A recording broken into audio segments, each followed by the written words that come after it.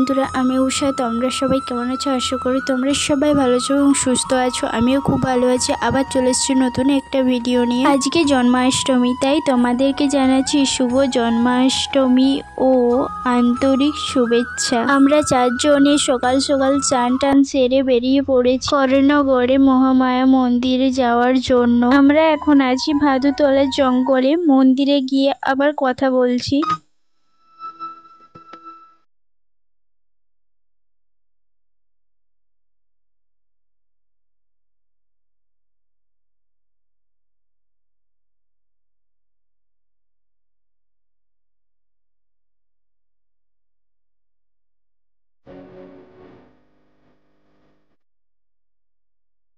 আমরা মন্দিরে এসে আগে পুজোর জিনিস কিনে নিলাম। এইটি হচ্ছে মন্দিরের ভিতরে যাওয়ার গেট। মন্দিরের চারপাশটা খুবই সুন্দর করে দিয়েছে এবারে। আমার পুজো দেওয়া হয়ে গেছে, তখন তোমাদেরকে দেখাতে পারিনি, তাই এখন তোমাদেরকে দেখাচ্ছি। এটি হচ্ছে মন্দির। আমি যখন পুজো দেওয়ার জন্য লাইনে দাঁড়িয়েছিলাম তখন কম লোক ছিল, এখন প্রচুর লোক হয়ে গেছে। এখানে আমি আর আমার দাদা মন্দিরটা ঘুরে ঘুরে দেখছিলাম। এই মন্দিরে অনেক দিন পর আসলাম, তাই চারিদিকে ঘুরে ঘুরে ঠাকুরের দর্শন করে প্রণাম করলাম।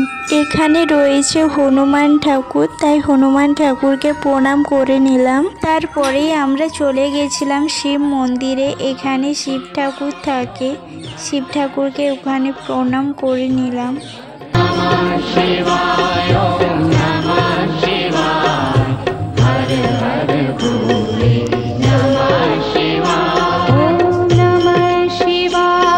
তারপরেই চলে গেছিলাম যোগমায়া মন্দির, সেখানেও প্রণাম টোনাম করে নিলাম। এটি হচ্ছে যোগমায়া মন্দির। তার পাশেই রয়েছে একটা কুয়ো, সেই জলেতেই পুজো এবং রান্না হয়। এইটা হলো মা মহামায়ার মন্দির, এখানে পুজো দিয়েছিলাম। এই মন্দিরেতে ছাগল বলি দেওয়া হয়। এইটা পুজো দেওয়ার জন্য লাইনে দাঁড়িয়েছি। আমি যখন পুজো দিচ্ছিলাম তখন এতটা ভিড় ছিল না, এখন প্রচুর ভিড় হয়ে গেছে। আমি ঘন্টা বাজিয়ে ঠাকুরকে প্রণাম করে নিলাম। তারপরেই দেখো কত বড় লাইন হয়েছে পুজো দেওয়ার জন্য।